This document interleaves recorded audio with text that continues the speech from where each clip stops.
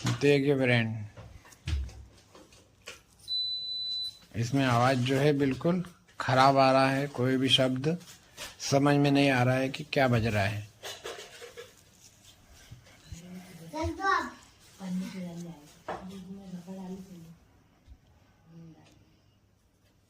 Video में and तक बने रहे, आपको इसकी पूरी जानकारी मिलेगी।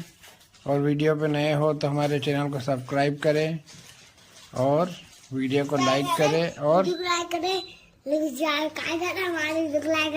और वीडियो में भेजे सबको लाइक करें। वीडियो को लाइक करें, शेयर करें और सब्सक्राइब करें।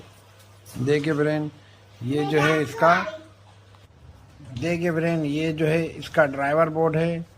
ड्राइवर बोर्ड में हमने मिस्टेक देखी, इसके अंदर लगे हुए पीएनपी ट्रांजिस्टर वगैरह शॉर्ट थे, जिसकी वजह से इसमें आवाज़ फट रही थी, जिसे हमने रिपेयर कर दिया है। ये जो है इसका मेन बोर्ड है, 3951 बोर्ड। आइए अब आपको टेस्ट करके दिखाते हैं। देखिए फ्रेंड, ये जो इसका मॉसफेट है, ये इसमें